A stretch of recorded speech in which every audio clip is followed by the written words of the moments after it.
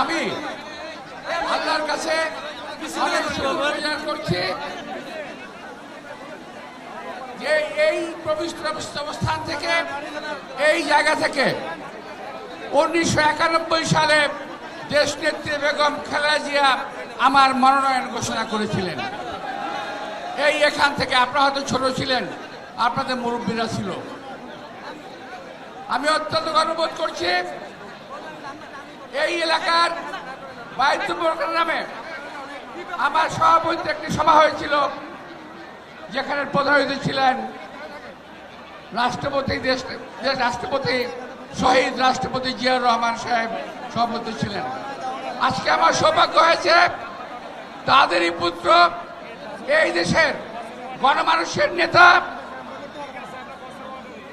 আমাদের চেয়ারম্যান তারেক রহমান সাহেবের সামনে আমি বক্তব্য রাখতে পারছি একটি পাবলিক মিটিংয়ে।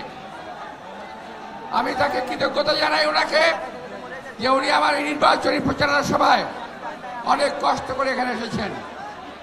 আপনারা হয়তো জানেন সারা বাংলাদেশ উনি বিভিন্ন জায়গায় ঘুরে বেরিয়েছেন এবং ওনার যথেষ্ট কষ্ট হচ্ছে আমরা জানি। আমার একটা নির্বাচন করতে গিয়ে আমার অবস্থা খারাপ হয়ে গেছে, কিন্তু উনি সারা বাংলাদেশ চষে বেরিয়েছেন।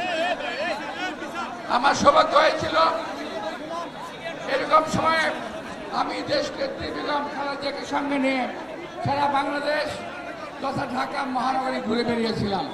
আজকে সারা বাংলাদেশের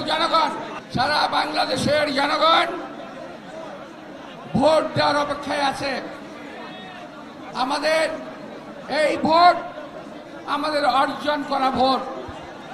17 বছর উত্তপ্ত রাজপথে হেঁটে মিছিল করে অত্যাচার সয়ে গুম খুন সহ্য করে আমরা এই ভোটের অধিকার আদায় করেছি। 12 তারিখে আমাদের ভোট প্রয়োগ করার সময় আমরা জানতে পারছি, আমরা শুনতে পারছি, আমার বক্তব্য ওদের উদ্দেশ্যে যারা ষড়যন্ত্র করছেন, আমরা বুঝতে পারছি বিভিন্ন কর্নার থেকে বিভিন্ন মহল বিশেষ বিশেষ ব্যক্তি এবং গোষ্ঠীকে নির্বাচনে পাশ করানোর জন্য চিন্তা ভাবনা করছে।